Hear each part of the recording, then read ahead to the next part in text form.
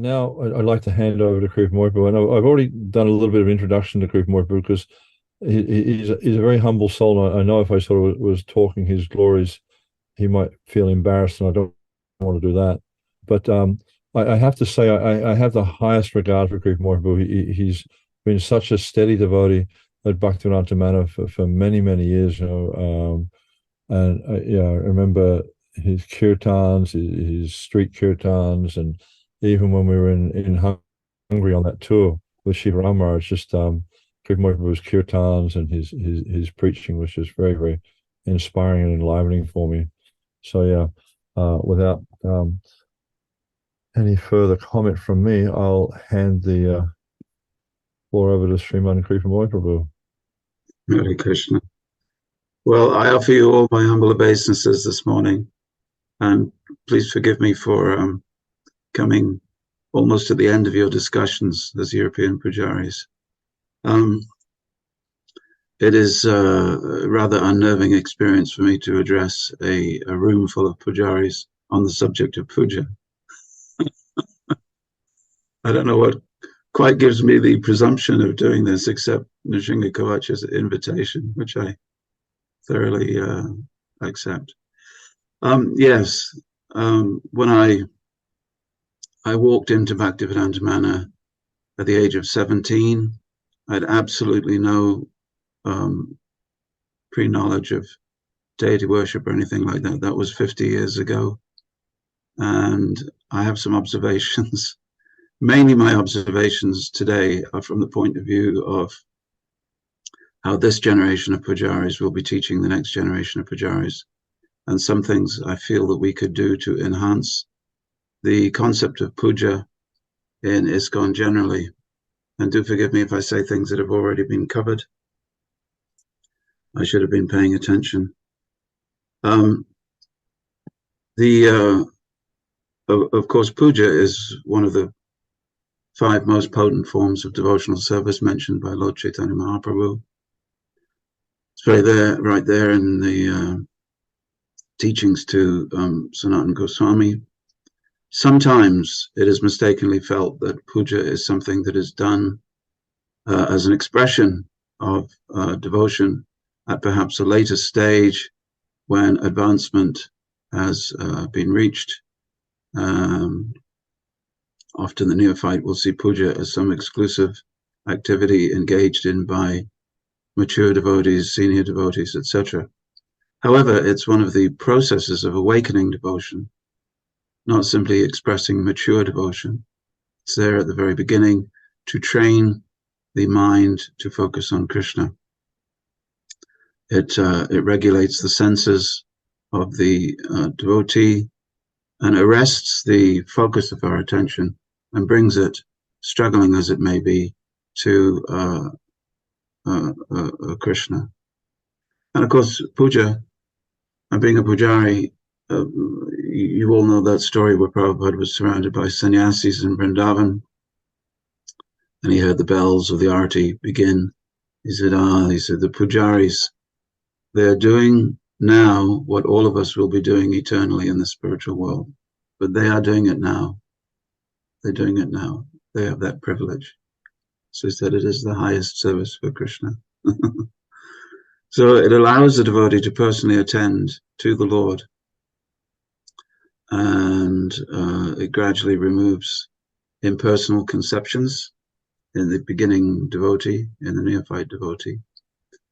And for the mature devotees who've been practicing Krishna consciousness for some years, it destroys the creeping impersonalism which may hinder their advancement in life. Impersonalism is always the snare of Maya which is waiting for us at any stage of our devotional life. And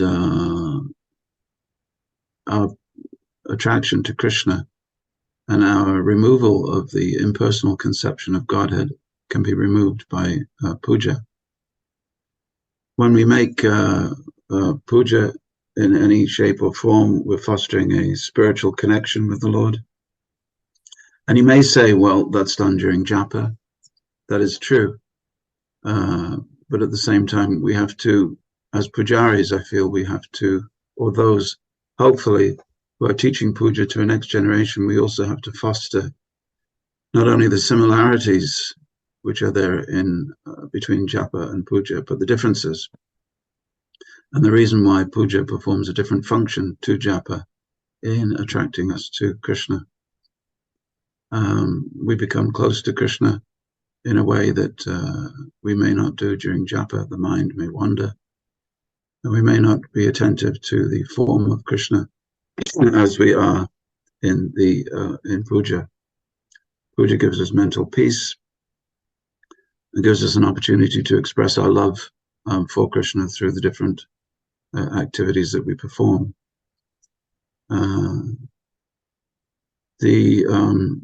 Although looked at from the outside, of course, puja is ritualistic. I say this not to mean that it is without feeling, but the actions are repeated. This is the definition of ritual. We repeat the same actions every time. But of course, the sentiments with which we do the ritual range from everything to attention to Krishna, to the fullest expressions of love. And in that way, experiencing that love for Krishna, we find that the mind becomes calm, stress becomes reduced, anxiety becomes lessened, and our focus on chanting and all other aspects of devotion are increased.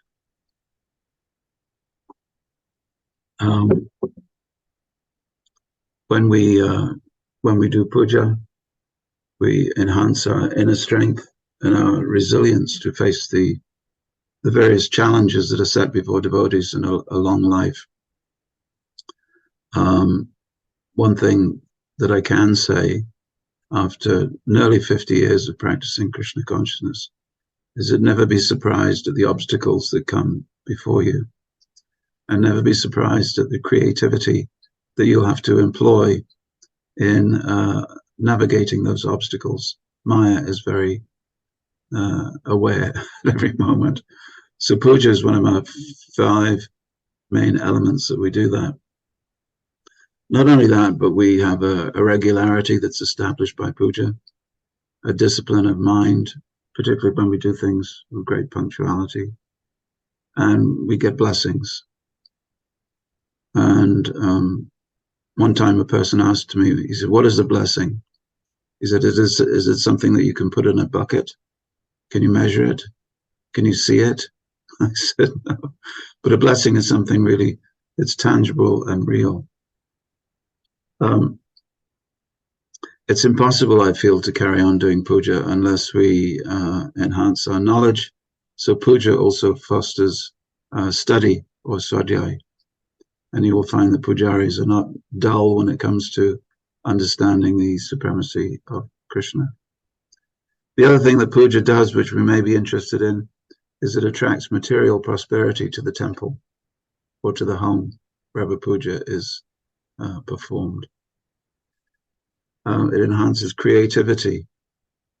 Devotees can be creative with decorations and ornaments, dresses, and different types of bhoga seva.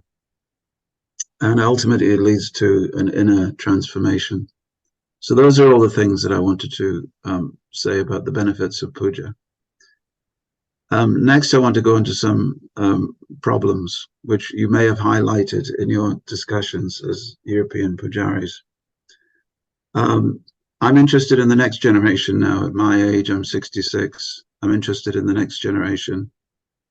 That's why I teach many students and I encourage them to do puja. But one thing I do notice in ISKCON, and perhaps it is a drift, is that rather than Pujari Seva, rather than puja being a practice that all devotees are introduced to, puja is sometimes regarded as the special preserve of something called a pujari. In other words, the pujari does puja, the book distributors do book distribution, and other people do other things. This compartmentalizing of devotees' service leads us to understand puja as to be something only for those people who want to do it, So it goes from being something that everyone should do to being something which is exclusive. And we don't do that for the other elements. We don't say, oh, those people over there, they chant japa. Those people over there, they read books. And those people are pujaris. We don't say that. We say that books are for everyone, japa is for everyone, and puja is for everyone. But when a person is taught in a temple setting, it may be that because puja is done by the relatively few people with the higher qualifications, such as second initiation, etc., that it seems something very far off. So for the new devotee, puja may be something that maybe ultimately I will do, but it's separated from me by a few invisible barriers. And it may also be that even when a person takes second initiation, they're not taught that integral to this is the expectation that you will be performing puja. And so first initiation, there's no requisite for puja. Second initiation, even there's no requisite for puja.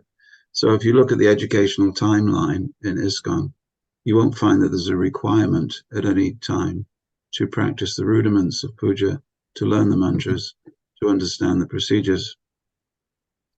And even when people do take second initiation, there's no requirement for them to do puja. So it's possible in ISKCON today to go through your whole life never being required to do puja. It's an elective thing, something that you choose to do. The problem is further enhanced, and I won't speak too long about this, that in Western countries, notably Christian countries, there's a certain aloofness to deity worship as a pre-existing substrate to the intellectual and philosophical conception of Godhead. And it was very much there in India when the British were in India, pouring scorn upon deity worship that gave birth to the Brahma Samaj and the Arya Samaj, different organizations that Bhaktivinoda Thakur had to preach against. How does it manifest in ISKCON when we have everybody who believes in the personality of Krishna? Well, it may be that I chant japa, I read Prabhupada's books, I go on Sankirtan, I do all these things, but puja remains a mystery to me.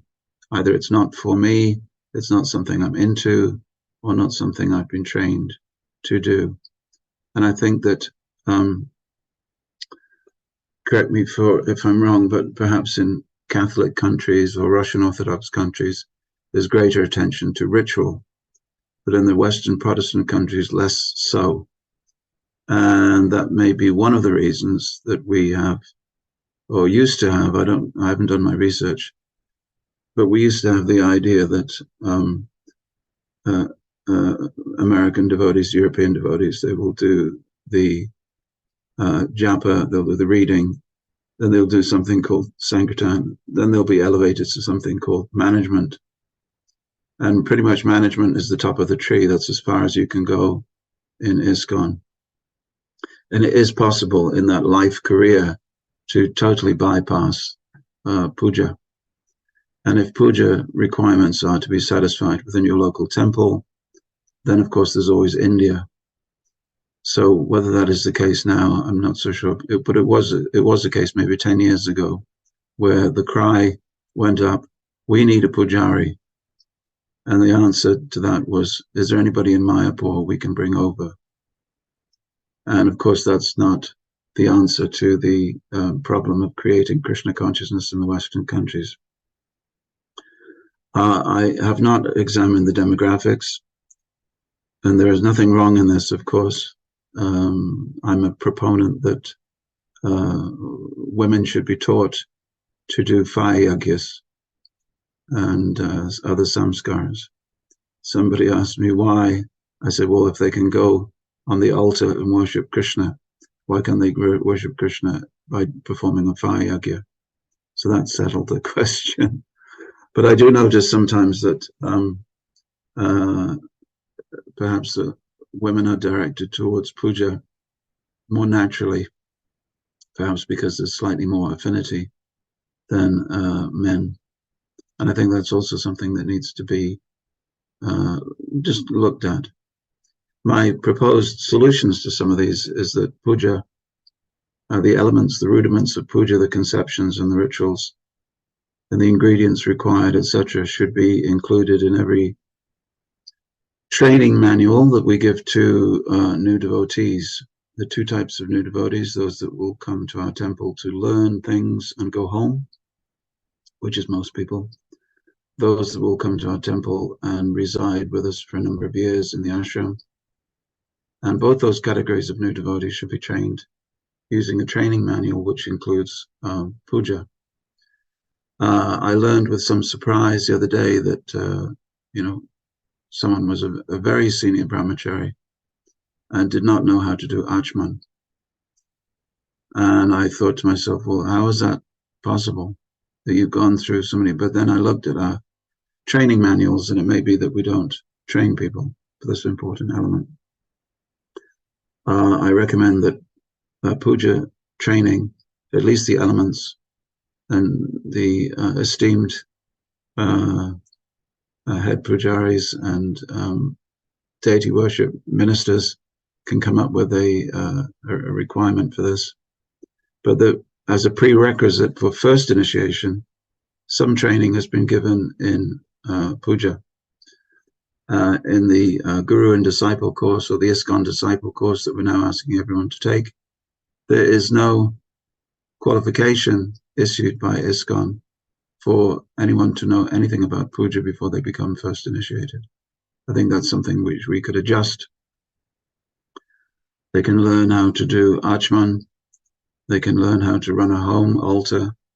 They can learn something of the importance of punctuality and cleanliness, the order of items offered in an arti, and be asked to demonstrate their knowledge of and performance of Tulsi Puja, etc. Coming up to second initiation, there should be training for a Brahminical life. Often second initiation is given with absolutely no requirements or no prerequisites as to Brahminical training. There's no conception, at least as far as I know, in Vaishnava history, where you can receive the mantra without knowing how to do puja. It means that we have a lot of pujaless Brahmins in ISKCON, which is a strange situation. It's like having a first initiate with no neck beads or no japa beads. They would immediately stand out in ISKCON. But someone who's a second initiate who doesn't know how to do puja, suddenly that's not a strange thing. It's quite a common thing, I find. So they need to know puja shlokas. They need to know the long achman. They need to know how to cook for Krishna, and they should demonstrate their competence in performing a full arti, full-length arti. And I think that would slim down perhaps the number of people requesting for second initiation. One thing that does concern me for the future is that sometimes pujaris are temple-focused, and we have not enough pujaris or brahmins that are focused outwards towards the congregation as teachers and performers of samskars. Again, sometimes samskars are seen as something that to be done by expert ritualists, but really it is the preserve for every single Brahmin to know the main samskars up to weddings. Sometimes I've noticed that in order to have a wedding, devotees will forego the Vaishnava rituals because there are no suitable pujaris, and they will get married in a legal sense, but they will not get married in a Vaishnava ceremony. For the next generation, I think that will cause us problems, and I think that it is the deity worship ministry that can have a side issue of this thing, because it needs to be discussed and needs to be remedied. My generation is coming to a close. The next generation of ISKCON will go forward. It is impossible that ISKCON becomes a religion where there is no wedding ceremony that a local Brahmin can perform. It must be done. So that brings me to the close, and I'll welcome any questions or any further comments. Hare Krishna.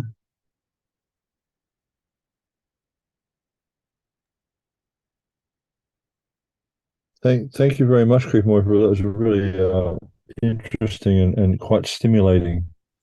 And it has given me lots to think about in my service in the deity ministry.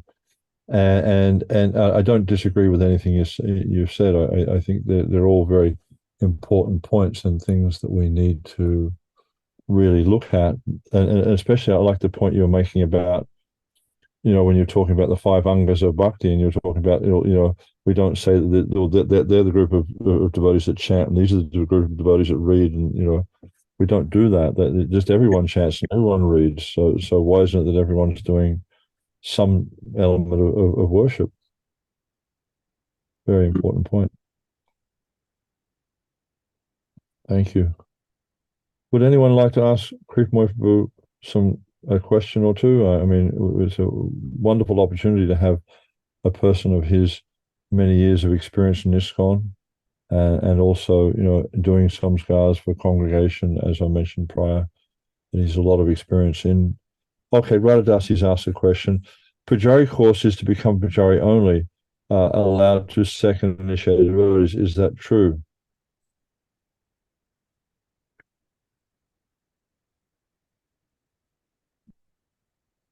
You have a comment on that, Kripamoy?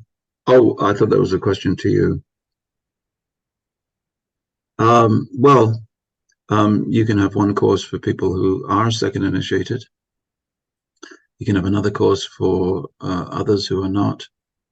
In other words, we have to determine at what stage people learn about puja. At the moment, it seems to be, I may be wrong, but it seems to be arbitrary. You may learn in your local temple, or you may not. And in the same way as the ISKCON GBC made for the ISKCON disciple course to be something that is taught to every single person who wants to become a disciple. So I see that every disciple should have a component of deity worship knowledge and practice, competence in practice. Otherwise, there is a tendency, certainly in Western Europe and America, for it to be sidelined and to be one of the exclusive preserves of certain types of people who like rituals and all that. And I find with samskars, which are Vaishnav ceremonies for life cycle events, I find people even say to me, with my so-called seniority, Prabhupada didn't want those Hindu Shmindu things to be done. And to which I reply, my dear sir, what did Prabhupada want to be done? Because the same criticism could be leveled at anything where ringing a bell and waving a lamp is concerned. It could be a Hindu Shmindu thing, but we'll get on with the real business of whatever you conceive the real business to be.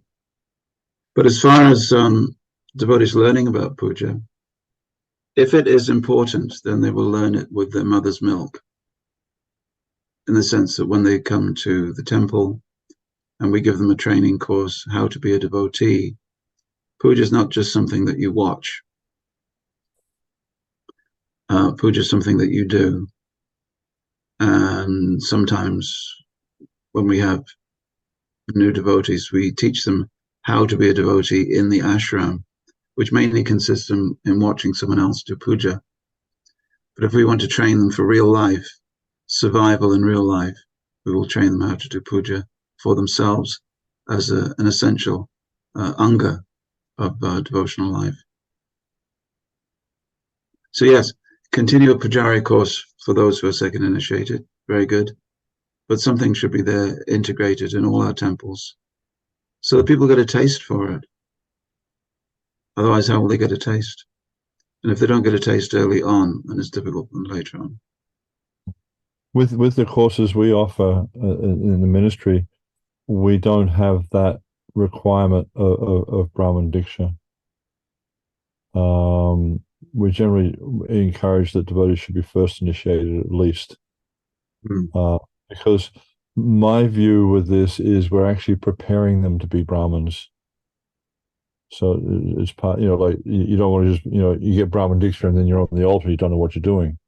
It's better if they're prepared, they have some knowledge of how to serve the deity. Because usually what happens is a common experience that happened to me. The day I got Brahmin Diksha, I was on the altar. I had no idea what I was doing. Mm-hmm. And that's very common experience that many devotees go through. So yeah, our training is to prepare them for that. I think Ramananda Prabhu has a question.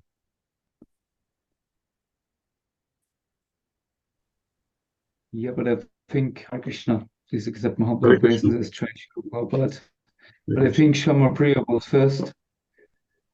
I don't know.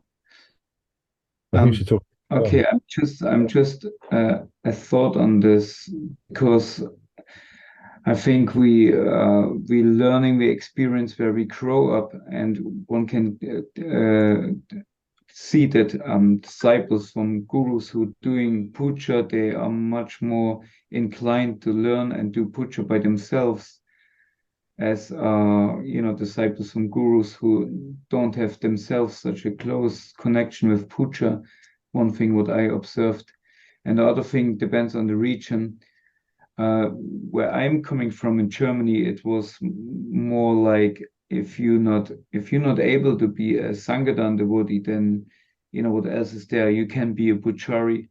So the role of a Pujari is something what is, and still it carries on today, what is kind of something what it's for people, and then the argument comes, well, actually that's for neophytes, doing puja, that's for neophytes, not for the Mahabhagavats. And still it's carry on, but in my experience, and I very much like the presentation of Kripamoy Prabhu, it's so much more a tool to connect with people, and it's a great way to preaching, especially when you do some skaras as well, and you become like really part of other people's lives. And but what I may be interested in as an question is how maintain, if one becomes grihasta, or if one is a grihasta, and how to maintain nowadays in ISKCON. Of course, some scars is one thing, but how what is a good way? Maybe that's a question. Hare Krishna. A question for me? Taking the first part that you said, that I was in 1975 or 1976, myself and a group and two other brahmacharis, we went to the London temple, and we were determined to free everybody, including the pujaris, from the shackles of temple service and get them out on the street. I was also a passionate young brahmachari. And I said, don't you realize Prabhupada said that let the neophytes ring the bells in the temple and come out and distribute. If you really want to please Prabhupada, you have to distribute, etc., etc., etc. You get the picture. So I was part of that. And then the head pujari wrote to Prabhupada and said, they're saying these things, what do you want us to do? And Prabhupada came to the temple and he gave a lecture on every service to Krishna being equal. He had to readjust it. Yeah, I guess I don't have any solutions to being a grihasta and raising funds. You'll have to talk to a successful grihasta if you want to know the answer to that. All I do know is that in my life, puja attracts support. Krishna's not a poor man. And if you do something for Krishna, Krishna seems to be, Krishna seems to look after his devotees.